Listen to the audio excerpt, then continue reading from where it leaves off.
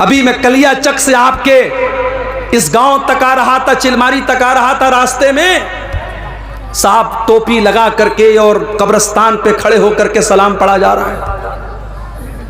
راستے بھر یہ منظر مجھ کو ملا، اور جب کٹیہار اسٹیشن میں نے کراس کیا اور کٹیہار کا جب برج آیا ہے تو دیکھا ہمارا نوجوان بیچارہ جو ہے وہ کیمرے کے ذریعے وہ کیا ویڈیو بناتے نا، کوئی چل کر کے آ رہا ہے، سلو موشن میں کوئی ویڈیو بنا رہا ہے، یعنی شب برات کی رات یہ بھی ہو رہا ہے۔ کوئی عبادت کر رہا ہے، کوئی بیچارہ سیلفی لے رہا ہے، کوئی سلو موشن میں ویڈیو بنا رہا ہے۔ تو جو بدعتیں ہوتی ہیں، بدعتوں کے سر پیر کیوں نہیں ہوتے ہیں؟ کیونکہ بدعت کرنے والا یہ سوچ کر کے کرتا ہے کہ میں بہت نیک کام کر رہا ہوں۔ کل سے میرے موبائل پر بار بار میسج آ رہا ہے، مولوی صاحب شب برات کا روزہ رکھنا کیسا ہے؟ مولوی صاحب شب برات کی رات میں عبادت کرنا کیسا ہے؟ یاد رکھیے، اسلام میں شب برات کے نام سے کوئی رات نہیں ہے۔ یہ شب برات کا تصور یہ شیعوں کے یہاں سے آیا ہے۔ اسلام میں شب برات نام کی کوئی چیز ہی نہیں ہے، یہ شیعوں کا عقیدہ ہے۔ ان کے 12ویں امام کی پیدائش ان کا کہنا ہے 15 شعبان کو ہوئی ہے، اور اسی جشن کو انہوں نے شب برات کا نام دے دیا۔ نہ تو اللہ کے نبی سے شب برات کی رات کی کوئی فضیلت ثابت ہے، نہ اس رات میں عبادت کرنا ثابت ہے، نہ دن میں روزہ رکھنا ثابت ہے، نہ یہ آتش بازی کرنا ثابت ہے، نہ مسجدوں کو سجانا ثابت ہے، نہ قبرستان پہ جانا ثابت ہے، نہ مردوں کے لیے مغفرت کی دعا کرنا ثابت ہے۔ ایک صاحب کہنے لگے حلوہ کیسے حرام ہو گیا؟ سوجی جائز ہے، چینی جائز ہے، دیسی گھی جائز ہے، ناریل اور جائز ہے، اور آپ کہتے ہیں حلوہ حرام ہے؟ سب کو مکس کر دیا تو حلوہ بن گیا، آپ کہتے ہیں حلوہ حرام ہے۔ میں نے کہا بھائی حلوہ حرام نہیں ہے، حلوہ حرام نہیں ہے، حلوہ یقیناً بہت اچھی چیز ہے، ہم کو بھی کھلائیے، ہم بھی کھائیں گے، مگر آپ کس عقیدے کے مطابق بنا رہے ہیں؟ آپ شب برات پر بنا رہے ہیں تو کیوں بنا رہے ہیں آپ؟ ایک صاحب کہنے لگے حلوہ ہم اس لیے بناتے ہیں کیونکہ نبی اکرم کے دانت ٹوٹ گئے تھے غزوہ احد میں، آپ نے حلوہ کھایا تھا اس لیے ہم حلوہ کھاتے ہیں۔ میں نے کہا بھائی صاحب غزوہ احد ہوئی ہے شوال میں، اور شب برات منا رہے ہو شعبان میں، تم 2.5 مہینہ ایڈوانس میں حلوہ کھا رہے ہو۔ نبی اکرم نے اگر حلوہ کھایا بھی تھا، پہلی بات تو یہ من گھڑت بات ہے، اگر آپ نے کھایا تھا تو شوال میں کھایا تھا، تمہیں اتنی جلدی پڑی ہے تم 2.5 مہینہ پہلے حلوہ کھا رہے ہو، حلوہ کا ثبوت ہے ہی نہیں۔ اور پھر حلوہ اصل میں یہ پیٹو قسم کے شکم پرور مولویوں نے اس کا ایجاد کیا تاکہ ہمارے پیٹ کی دکانیں چلتی رہیں۔ تو بدعت کرنے والا توبہ نہیں کرتا ہے، اسی لیے اللہ کے نبی اپنے ہر خطبے میں کہتے تھے وَشَرَّ الْأُمُورِ مُحْدَثَاتُهَا، تب سے برا کام بدعت ہے، وَكُلُّ مُحْدَثَةٍ بِدْعَةٍ، دین کے اندر نیا نکالا گیا کام بدعت ہے، وَكُلُّ بِدْعَةٍ ضَلَالَةٍ، اور ہر بدعت گمراہی ہے۔ اصول یاد رکھیے، شریعت کا ایک اصول یاد رکھیے، ہم جو کلمہ پڑھتے ہیں لا الہ الا اللہ محمد الرسول اللہ، اس کلمے کے اندر 2 اصول موجود ہیں۔ لا الہ الا اللہ کا مطلب عبادت اگر ہوگی تو صرف اور صرف اللہ کی ہوگی، عبادت اگر ہوگی تو صرف اور صرف اللہ کی ہوگی، اور محمد الرسول اللہ کا مطلب یہ ہے کہ عبادت اگر ہوگی تو محمد الرسول اللہ کے طریقے کے مطابق ہوگی۔ تو کلمے کے اندر 2 اصول سکھایا گیا، عبادت کس کی ہونی چاہیے؟ عبادت صرف اللہ کی ہونی چاہیے، اور عبادت کیسی ہونی چاہیے؟ عبادت جناب محمد الرسول اللہ صلی اللہ علیہ وسلم کے جیسی ہونی چاہیے۔ تو جو شب برات منا رہا ہے وہ سمجھو پرانا 500 اور 1000 کا نوٹ آج چلانے کی کوشش کر رہا ہے، چول بے پرانا نوٹ چول بے کبھی نہ چول بے انشاءاللہ۔ تو جب پرانا نوٹ نہیں چل سکتا ہے تو جس عمل کے اوپر اللہ کے نبی کی مہر نہیں لگی ہے وہ عمل کیسے چلے گا؟ رات بھر آپ عبادت کر لیجئے، جو عبادت نبی نے نہیں کی، جو صحابہ نے نہیں کی، جو قرآن و سنت سے ثابت نہیں ہے، وہ عبادت نہیں ہو سکتی میرے پیارے ساتھی۔ چاہے کتنا ہی ایک شخص ہے جو کہ 5 ٹائم نماز پڑھتا ہے لیکن ان کی ماں اس سے ناراض ہے، کیا اس شخص کی نماز قبول ہوگی؟ قرآن و حدیث کی روشنی میں بتائیے۔ دیکھیے، ماں کا درجہ یقیناً بہت اونچا ہے، ماں کا درجہ بہت اونچا ہے، ماں کو ناراض نہیں کرنا چاہیے۔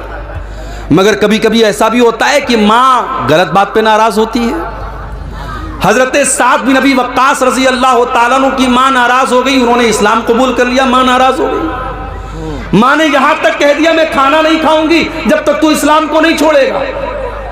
انہوں نے کہا ماں مجھے تجھ سے بہت محبت ہے مگر میں اسلام نہیں چھوڑ سکتا تیرے لیے۔ ماں نے کھانا پینا بند کر دیا۔ حضرت سعد بن ابی وقاص رضی اللہ تعالیٰ عنہ نے بہت سمجھایا، ماں تیار نہیں ہوئی، بڑھیا تھی، عمر ہو چکی تھی، تھوڑا سا ٹائم گزرا، بستر پڑ گئی۔ اب بستر پڑ گئی، اب خاندان کے لوگ آ رہے ہیں، ان کی ماں کی حال چال پوچھ رہے ہیں، اور جب پتہ چلتا ہے کہ بیٹے کے اسلام قبول کرنے کی وجہ سے انہوں نے کھانا پانی بند کر دیا ہے، تو لوگ ان کو برا بلا بھی کہہ کے جا رہے ہیں کہ دیکھو اس کی وجہ سے اس کی ماں بیمار پڑی ہے۔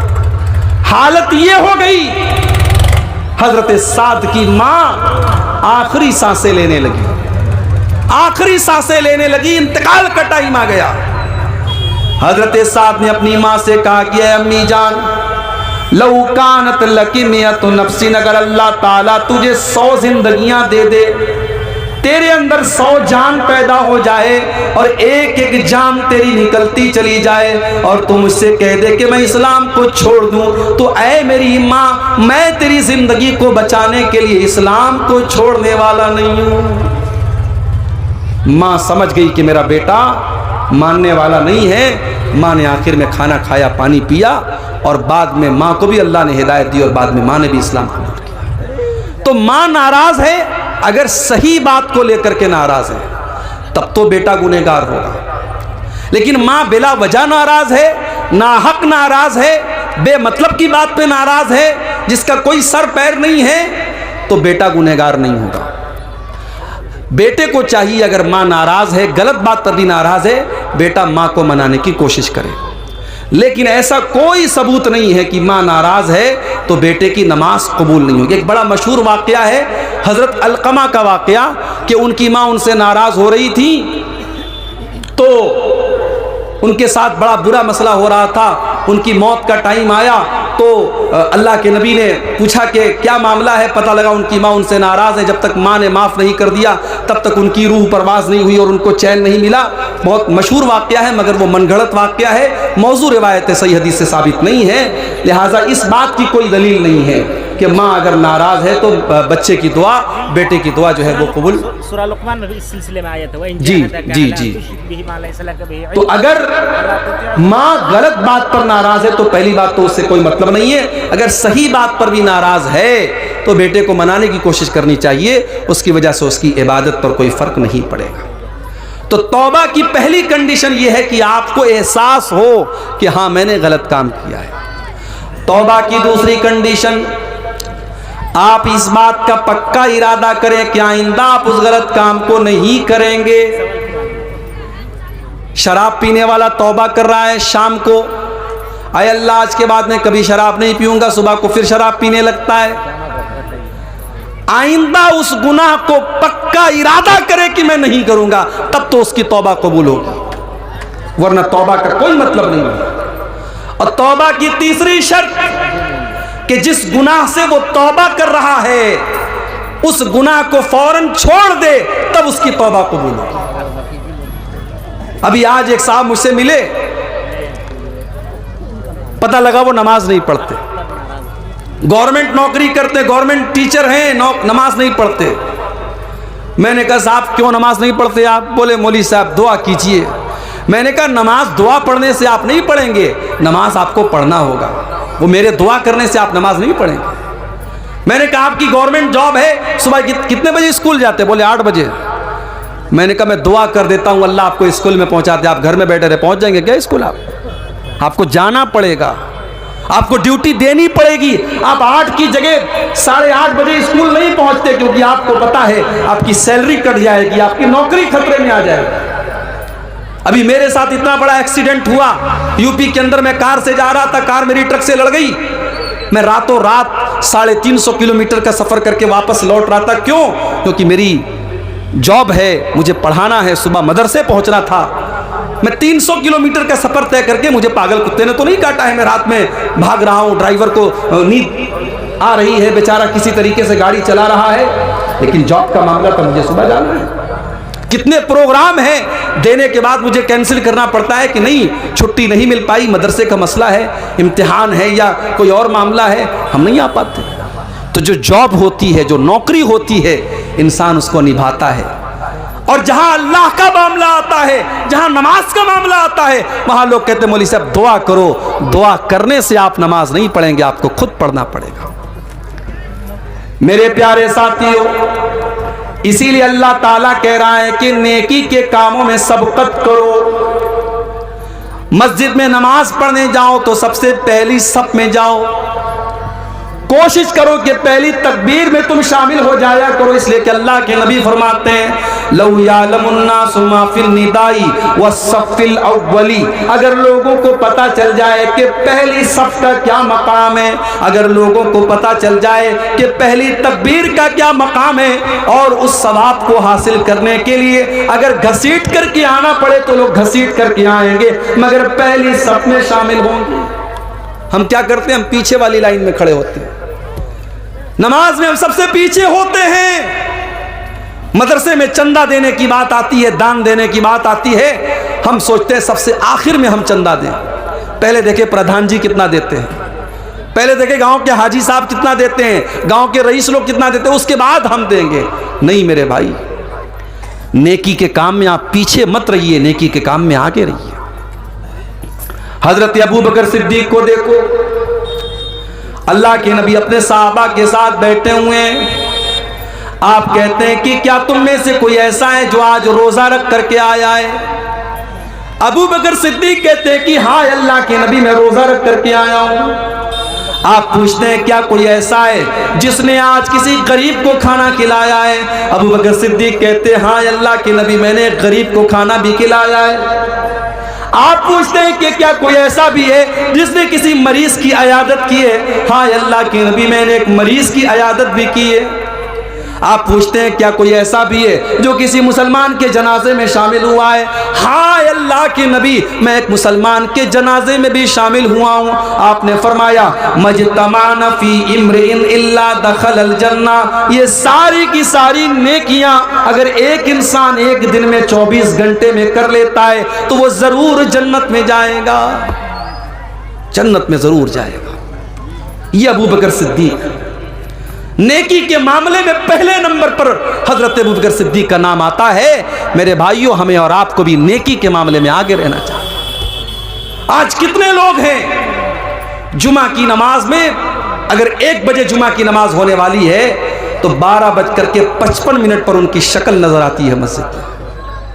اللہ کے نبی فرماتے ہیں کہ جمعہ کے دن جو سب سے پہلے آتا ہے اسے اللہ کی راہ میں اونٹ صدقہ کرنے کا ثواب ملتا ہے, جو بعد میں آتا ہے اس کو گائے صدقہ کرنے کا ثواب ملتا ہے, جو اس کے بعد آتا ہے اس کو دمبا, جو اس کے بعد آتا ہے اس کو مرغی, جو اس کے بعد آتا ہے اس کو انڈا اللہ کی راہ میں صدقہ دینے کا ثواب ملتا ہے. اور جب امام خطبہ دینے کے لیے آتا ہے تو یہ ثواب لکھنے والے فرشتے ثواب لکھنا بند کر دیتے ہیں اور وہ بھی امام کا خطبہ سننے لگتے ہیں. ہم لوگ تو اتنے بدنصیب ہیں کہ اونٹ چھوڑ دو, گائے چھوڑ دو, دمبا چھوڑ دو, بکرا چھوڑ دو, مرغا چھوڑ دو, انڈا چھوڑ دو. کتنے بدنصیب ایسے لوگ ہیں کہ جمعہ کے دن وہ تب آتے ہیں جب امام کا خطبہ اسٹارٹ ہو جاتا ہے, بلکہ جماعت شروع ہونے کے 5 منٹ پہلے وہ مسجد میں آتے ہیں. ایسا نہیں ہونا چاہیے میرے بھائی. اسلام آپ کو نیکی کے معاملے میں آگے آگے رہنے کا حکم دیتا ہے. غزوہ تبوک کا موقع یاد کیجئے. حضرت عمر فاروق رضی اللہ تعالیٰ عنہ فرماتے ہیں کہ میرے دل میں خیال آیا کہ آج نیکی کے معاملے میں, آج اللہ کے دین کے معاملے میں ابو بکر سے آگے نکل کر کے دکھاؤں گا. وہ اپنے گھر آتے ہیں, اپنے گھر کا سارا سامان اکٹھا کرتے ہیں اور سارے سامان کو 2 بھاگ میں وہ بانٹ دیتے ہیں اور ایک بھاگ اپنے گھر میں چھوڑ دیتے ہیں اور ایک حصہ اللہ کے نبی کے پاس لے کر کے آتے ہیں.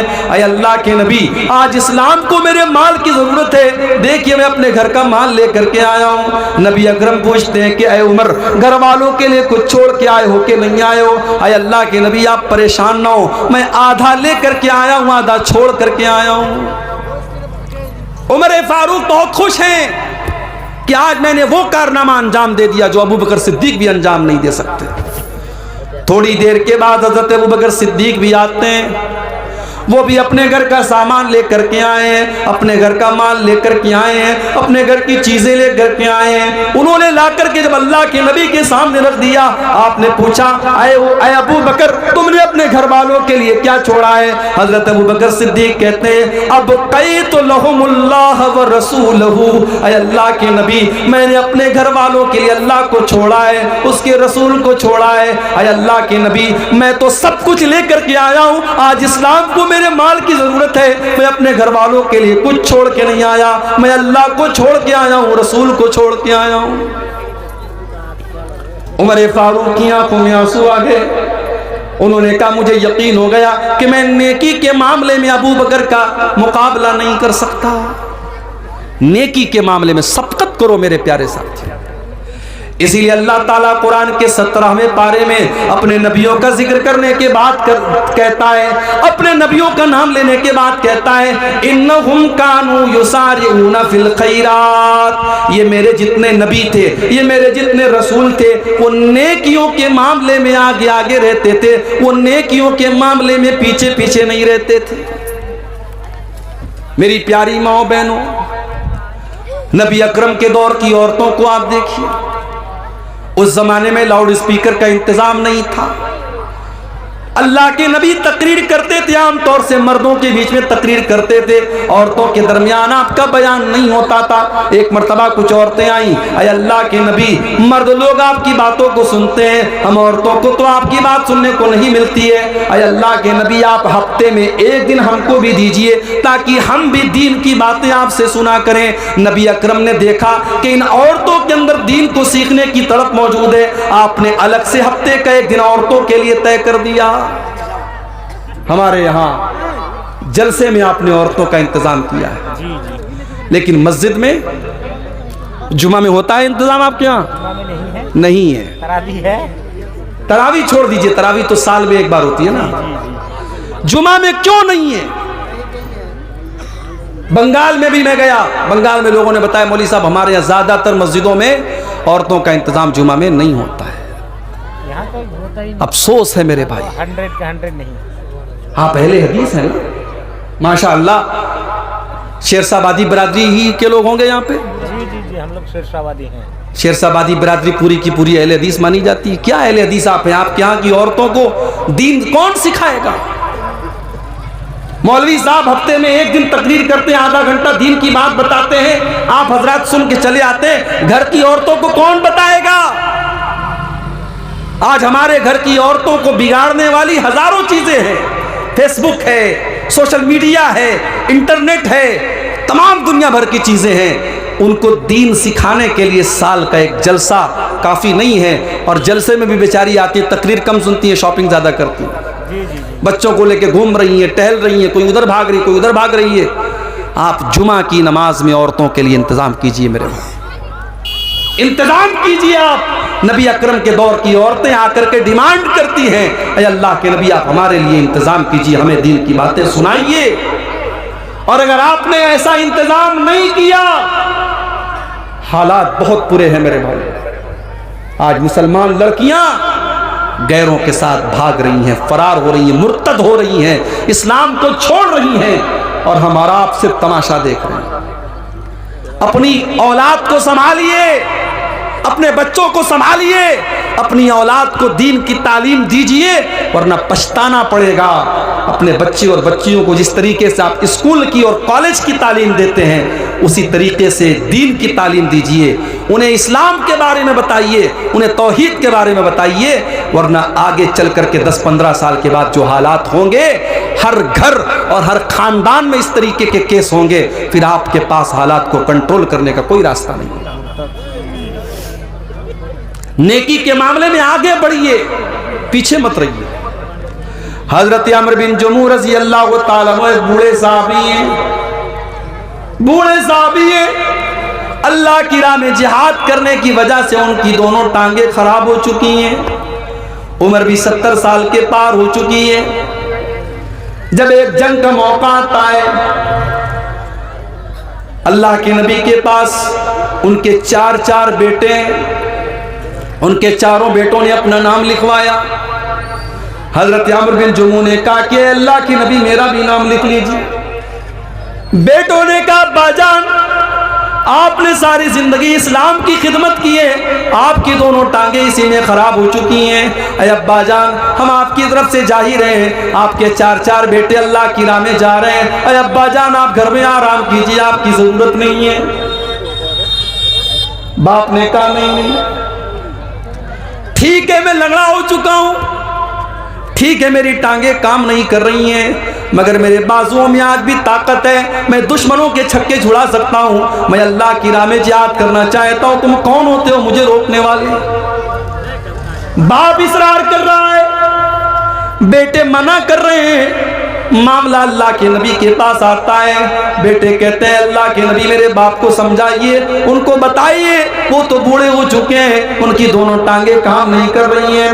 اللہ کے نبی نے حضرت عمرو بن جموح سے کہا کہ آپ مت جائیے، آپ کو ضرورت نہیں ہے۔ کہا اے اللہ کے نبی میں چاہتا ہوں کہ میں اس جنگ میں جاؤں اور میں شہید ہو جاؤں اور میں اپنی انہی لنگڑی ٹانگوں کے ساتھ میں جنت میں چلا جاؤں۔ نبی اکرم نے ان کا جذبہ دیکھا، ان کے دل کا جذبہ دیکھا، آپ نے بیٹوں سے کہا جانے دو، ان کو اللہ کی راہ میں جانے کا شوق ہے، ان کے اندر جذبہ جہاد ہے، ان کو روکو مت، ان کو جانے دو۔ چنانچہ جنگ ہوتی ہے اور حضرت عمرو بن جموح اللہ کی راہ میں جہاد کرتے ہوئے اسی حالت میں شہید ہو جاتے ہیں۔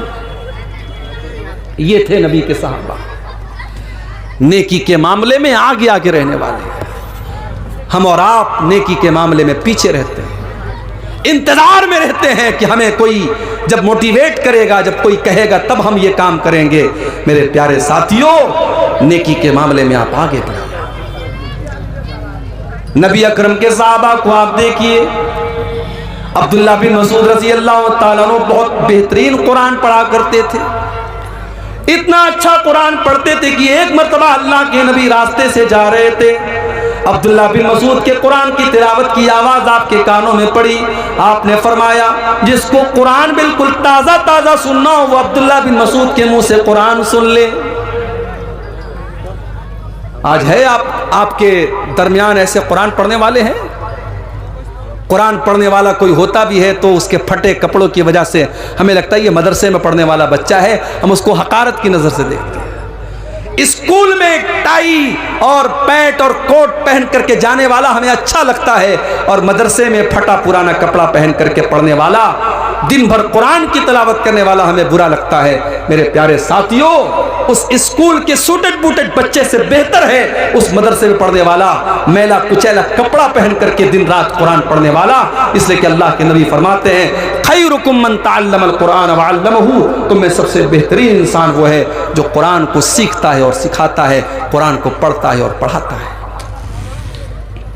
عبداللہ بن مسعود اتنا اچھا قرآن پڑھتے تھے، اللہ کے نبی نے فرمایا کہ جس کو سننا ہو قرآن بالکل تر و تازہ، وہ عبداللہ بن مسعود کے منہ سے قرآن سن لے۔ جب اللہ کے نبی نے یہ بات بیان کی، حضرت عمر فاروق کے دل میں خیال پیدا ہوا کہ یہ بات عبداللہ کو بتانی چاہیے۔ انہوں نے رات کے 12 بجے آدھی رات کو انہوں نے جا کر کے عبداللہ بن مسعود کے دروازے کو کھٹکھٹایا۔ عبداللہ بن مسعود نے دروازہ کھولا، دیکھا حضرت عمر آئے ہیں۔ کیا بات ہے عمر کیوں آئے ہو؟ آئے عبداللہ مجھے معلوم ہے کہ یہ وقت مناسب نہیں تھا، رات کے 12 بج رہے ہیں، آدھی رات ہو چکی ہے، لیکن میں تمہیں ایک بات بتانا چاہتا ہوں، اللہ کے نبی نے تمہیں ایک خوشخبری دی ہے۔ کیا خوشخبری دی ہے؟ کہاں ہے عبداللہ؟ نبی اکرم نے آج تمہاری تلاوت کی آواز سنی تھی تو نبی اکرم نے فرمایا تھا کہ جس کو قرآن سننا ہو بالکل تازہ تازہ قرآن سننا ہو وہ عبداللہ کے منہ سے قرآن سن لے۔ میں نے سوچا کہ میں آدھی رات کو میں جا کر کے تم کو بتا دوں تاکہ سب سے پہلے میں یہ خوشخبری تمہیں سنا دوں۔ ایک مسلمان کو اچھی خبر دینے میں بھی ثواب ملتا ہے، میں یہ خبر تمہیں سنانے آیا ہوں۔ حضرت عبداللہ نے کہا کہ آپ نے تھوڑا سا لیٹ کر دیا، تھوڑا سا آپ نے ڈیلے کر دیا، تھوڑا سا لیٹ کر دیا۔ ابھی تھوڑی دیر پہلے حضرت ابو بکر صدیق آئے تھے اور انہوں نے یہ خبر مجھے دے دی ہے۔ حضرت عمر نے پیشانی پکڑ کے کہا کہ اے ابو بکر، عمر تیرا مقابلہ نہیں کر سکتا۔ میرے پیارے ساتھیوں یہ نبی کے صحابہ تھے جو نیکی کے معاملے میں سبقت کرتے تھے، آج ہم کاروبار میں سبقت کرتے ہیں، زمین جائیداد میں سبقت کرتے ہیں، دنیا کے عیش و آرام میں سبقت کرتے ہیں، لیکن ہم جنت کے لیے سبقت نہیں کرتے۔ سورہ آل عمران کی یہ آیت ہمیں یہی میسج دے رہی ہے، وَسَارِعُوا إِلَىٰ مَغْفِرَةٍ مِّن رَّبِّكُمْ وَجَنَّةٍ، میرے بندو تم اللہ کی جنت کو پانے کے لیے اور اللہ کی مغفرت کو پانے کے لیے جلدی کرو۔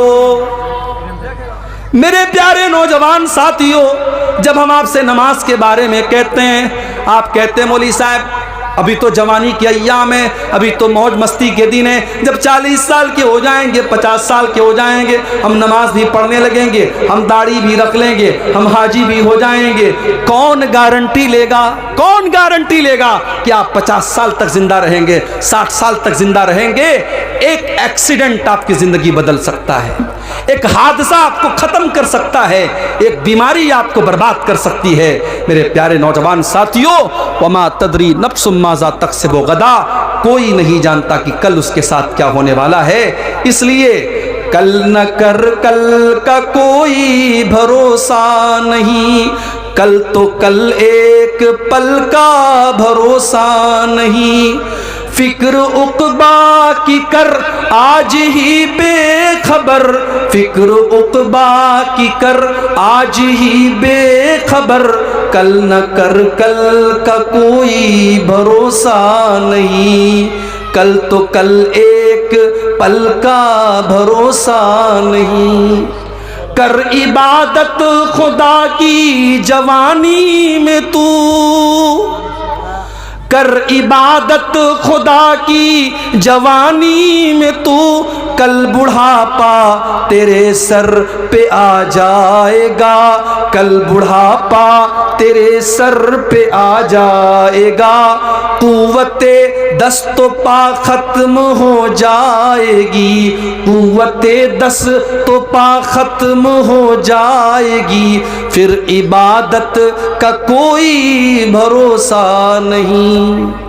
کل کا کوئی بھروسہ نہیں ہے میرے نوجوان ساتھیوں، نیکی کے معاملے میں سبقت کرو، مثال دے دنیا کہ ہاں یہ لڑکا نیکی کے معاملے میں آگے رہتا ہے۔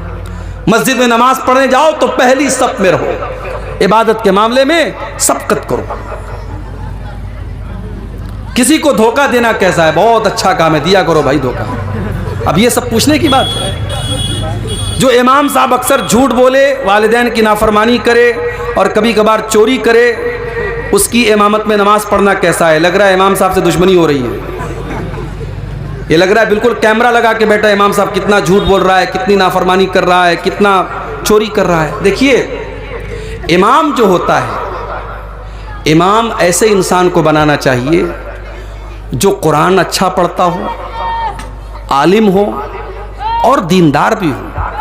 ایسا کبھی کبھی ہوتا ہے کہ ایک انسان عالم ہے لیکن دیندار نہیں ہے، تو نماز کی امامت ایک اونچا مقام ہے، یہ ہر انسان کو نہیں دینا چاہیے، تو ایسے انسان کو امام نہیں بنانا چاہیے۔ اگر ایسا انسان امام ہے، نماز ہو جائے گی آپ کی نماز پر کوئی فرق نہیں پڑے گا، مگر ایسے انسان کو امام نہیں بنانا چاہیے جو کھلم کھلا یہ سب کام اگر کر رہا ہے، جھوٹ بول رہا ہے، والدین کی نافرمانی کر رہا ہے، چوری کر رہا ہے، ایسے انسان کو امامت نہیں دینا چاہیے۔ عمر دراز آدمی کا اگر بار بار پیشاب آ جائے اور کپڑا ناپاک ہو جائے، علاج و معالجہ سے بھی مایوس ہو چکا ہو، تو ایسے انسان کو نماز پورا کرنے کے لیے کیا طریقہ اپنانا چاہیے؟ بس سیدھی سی بات ہے، فاتقوا اللہ ما استطعتم، اللہ سے جتنا ڈر سکتے ہو ڈرو۔ جس انسان کو یہ پرابلم ہے کہ اس کا پیشاب رکتا ہی نہیں ہے، قطرہ قطرہ بہتا رہتا ہے، تو اب ظاہر ہے وہ مجبور ہے۔ اگر وہ علاج کرا چکا ہے اور علاج سے بھی کوئی فائدہ نہیں ہو رہا ہے، تو ایسا انسان نماز اسی حالت میں پڑھے گا، لیکن ہاں ہر نماز کے ٹائم وہ نیا وضو کرے گا۔ ظہر میں مان لو اس نے وضو کیا، بیچ میں اس کو ہوا خارج نہیں ہوئی، پاخانہ کرنے کے لیے وہ نہیں گیا، لیکن تب بھی عصر کا ٹائم آئے گا وہ پھر سے وضو کرے گا، اس لیے کہ یہ بیماری جس کو ہے اس کے لیے حکم ہے کہ وہ ہر نماز کے ٹائم الگ سے وضو کرے۔ اسی طریقے سے بعض لوگوں کو ہوا خارج ہونے کی بیماری ہوتی ہے، ان کو ہر منٹ پر ہوا خارج ہوتی ہے، وہ ہر طریقے کا علاج کرا چکے ہیں لیکن ان کا مسئلہ حل نہیں ہوتا ہے، تو ان کے بارے میں بھی صحیح مسئلہ یہی ہے کہ وہ اسی حال میں نماز پڑھیں گے، وضو کریں گے اور نماز پڑھیں گے، ٹھیک ہے۔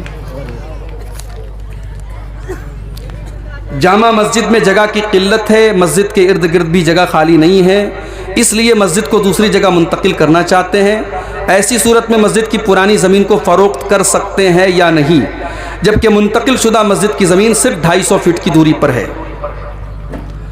अब देखिए ये मसला थोड़ा सा पेचीदा है, इसके बारे में तहकीक करनी पड़ेगी कि अब ये जो सिचुएशन है, जैसे कभी कभी ऐसा होता है कि मस्जिद की जो जगह है वहाँ पे हाईवे निकल रहा है, जी जी तो हाईवे जब निकलता है या इस तरीके की कोई मजबूरी आती है तो ज़ाहिर है मस्जिद को ट्रांसफ़र करते हैं। तो वो सूरत यहाँ पर भी ऐसा लग रहा है कि अपनाई जा सकती है, जब जगह कम भी है तो ऐसा कर सकते हैं, लेकिन फिर भी इसके बारे में थोड़ी सी तहकीक करने के बाद ही जवाब दिया जा सकता है।